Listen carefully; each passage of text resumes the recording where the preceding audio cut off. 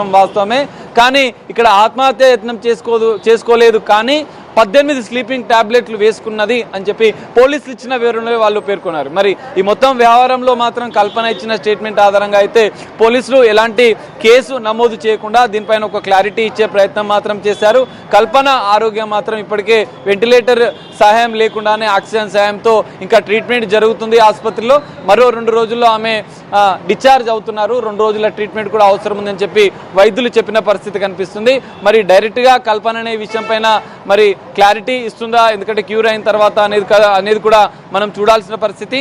పోలీసుల స్టేట్మెంట్, కుటుంబ సభ్యుల స్టేట్మెంట్ ఆధారంగానైతే ఆత్మహత్య యత్నం అయితే కాదు అన్న విషయాన్ని వాళ్ళు చెప్పే ప్రయత్నం చేశారు. కుటుంబ సభ్యులే కావచ్చు, ఇటు కల్పన పోలీసులకు ఇంటర్నల్గా ఇచ్చిన స్టేట్మెంట్లో కూడా అదే అంశాన్ని చెప్పారు. ఈ విషయంలో కల్పన యూటర్న్ తీసుకుందని చెప్పుకోవచ్చు. ఎందుకంటే ఒక కేసులకు సంబంధించిన చిక్కులే కావచ్చు, ఇతర కుటుంబ వివాదాలకు సంబంధించిన విషయంలో కాత్రం ఆమె ఒక యూటర్న్ తీసుకుందని చెప్పుకోవచ్చు. మరి పోలీసులు వివరణ ఇచ్చిన అనంతరం, కుటుంబ సభ్యుల వివరణ ఇచ్చిన అనంతరం కల్పన మరి ఆమె అంటే డిశ్చార్జ్ అయిన తర్వాత ఏమైనా క్లారిటీ ఇస్తుందా అనేది చూడాలి. ఈ వివాదానికి పులి స్టాప్ పెట్టాలన్న ఉద్దేశంతోనే కల్పన కుటుంబ సభ్యులు, కల్పన పోలీసు విచారణలో స్టేట్మెంట్ ఇవ్వడం అనేది కూడా జరిగిందని చెప్పి మనం భావించవచ్చు. మరి ఈ విచారణలో నెక్స్ట్ ఏం జరుగుతుంది అనేది మనం వేచి చూడాల్సిన పరిస్థితి అయితే కనిపిస్తుంది. వినయన సాగర్, మరి ఇప్పుడు కల్పన పరిస్థితి ఎలా ఉంది? అలానే ఇందాక గత కొద్ది క్షణాల క్రితం కూడా కల్పన కూతురు కూడా స్పందించారు. అయితే వారందరూ కూడా అక్కడే ఉన్నారా హాస్పిటల్లోనే? ఎప్పుడు డిశ్చార్జ్ చేయబోతున్నారు?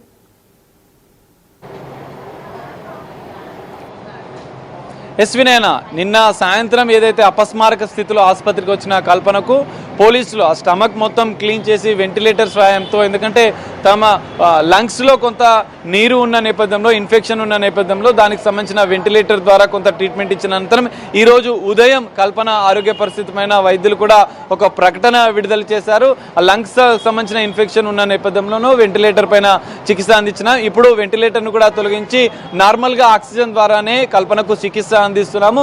మరో 2 రోజులు, ఎందుకంటే కొంత ఇన్ఫెక్షన్ స్లీపింగ్ టాబ్లెట్స్ ఎక్కువ మోతాదులో తీసుకున్న నేపథ్యంలో, ఇంకా లోపల ఇన్ఫెక్షన్ ఉన్న నేపథ్యంలో దానికి సంబంధించిన ట్రీట్మెంట్ మరో 2 రోజులు ఇవ్వాల్సి ఉంటుంది. 2 రోజుల ట్రీట్మెంట్ అనంతరం ఆమె ఆరోగ్య పరిస్థితి పైన మరోసారి వైద్యులు కుటుంబ సభ్యులకు కౌన్సిలింగ్ చేసిన అనంతరం కూడా ఆమెను డిశ్చార్జ్ చేసే అంశాలను కూడా వాళ్ళు అంటే వెల్లడించే అవకాశం కూడా మనకు కనిపిస్తుంది. 2 రోజుల వరకు మాత్రం ఆసుపత్రిలోనే కల్పన ట్రీట్మెంట్ పొందే అవకాశం కూడా మనకు కనిపిస్తుంది. వినయన,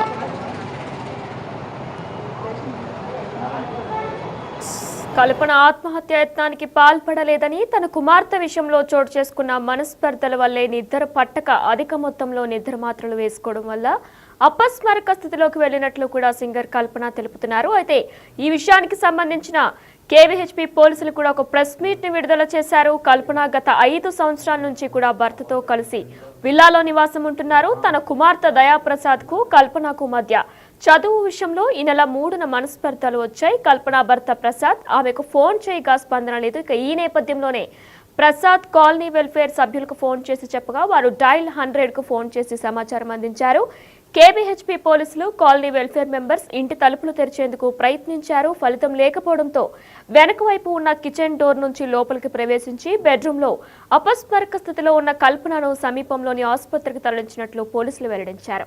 ఇక ఈ నేపథ్యంలోనే తన కూతురు కూడా మాట్లాడారు. అయితే ఇది మొత్తం కూడా కూతురుతో జరిగిన చిన్న మిస్కమ్యూనికేషన్ వల్లే అధిక మొత్తంలో టాబ్లెట్స్ తీసుకున్నట్లు కూడా పోలీసుల వివరణలో సింగర్ కల్పన తెలుపుకొచ్చారు. ఇక ఇదే నేపథ్యంలో కేరళలోని ఎర్నాకుళంలో చదువుతున్న తన పెద్ద కూతురు హైదరాబాద్ వచ్చి హైదరాబాద్లో చదువుకోవాలంటూ కూడా పలుసార్లు కల్పన చెప్పినా సరే నిరాకరించడంతోనే తను అధిక మొత్తంలో టాబ్లెట్స్ వేసుకుని నిద్రపోవడం కోసమే టాబ్లెట్స్ వేసుకుంటున్నట్లు కూడా పోలీసుల వివరణలో సింగర్ కల్పన చెప్పుకొచ్చారు. అయితే తన కూతురు కూడా కొద్ది గంటల క్రితం ప్రెస్ మీట్ లో మీడియాతో మాట్లాడారు. ఆమె ఏమన్నారో ఇప్పుడు ఒకసారి చూద్దాం. Namaste, my name is Daya Prasad Prabhakar. I am Kalpana Raghavendra and Prasad Prabhakar's daughter. My ammaki no issues. She is perfectly fine and happy and healthy now. My amma, she is a singer. She is doing her LLB and also doing her PhD. So danvalla she has insomnia. So to treat her insomnia, doctor had prescribed her a tablet and she had consumed that in an overdose. Like she had overdosed slightly. This is not a suicide attempt. It's just a slight overdose because of stress, in like general life stress. Please do not manipulate any information. Our family is perfectly fine. My mom and dad are very much happy. I am happy. Everybody is perfectly fine in my family. please manipulate cheyodu. Everything is perfect, and my mom, she'll be back in a few days. So thank you, that's all I have to say. This is not a suicide attempt, this is just a slight overdose from an insomnia tablet prescribed by the doctor. That's it, my mom is perfectly fine. She'll be back with all of you in a few days. That's all I have to say. Thank you very much.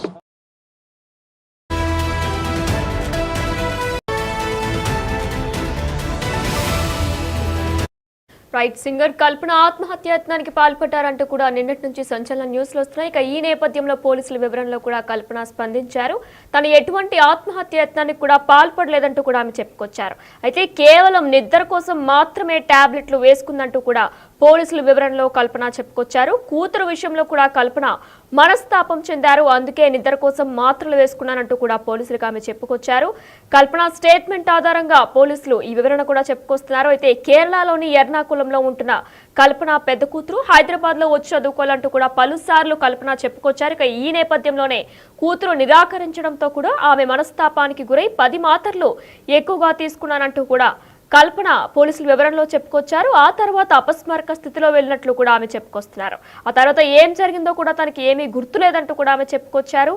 కల్పన భర్త Prasad phone చేసినా కూడా స్పందించకపోవడంతో colony welfare members కు సమాచారం ఇచ్చారు భర్త ప్రసాద్. ఇక dial 100 కు కూడా ఫోన్ చేసి సమాచారం అందించారు. ఇక ఈ నేపథ్యంలోనే పోలీసులు ఇంట్లోకి వెళ్లి డోర్లన్నీ కూడా బద్దలుగొట్టి లోపలికి వెళ్లి కల్పనని అపస్మారక స్థితిలో ఉన్న కల్పనని చూసుకొచ్చారు. ఇక ఈ నేపథ్యంలోనే పలు అనుమానాలు కూడా వ్యక్తమవుతున్నాయి. అంటే ఒకవేళ కనుక నిద్ర పట్టాలి అనుకుంటే 10 మాత్రలు మింగుతారా అనే అనుమానాలు కూడా వ్యక్తమవుతున్నాయి. ఇక ఈ నేపథ్యంలోనే మరింత సమాచారం అందించడానికి మా ప్రతినిధి సాగర్ లైవ్ లో సిద్ధంగా ఉన్నారు.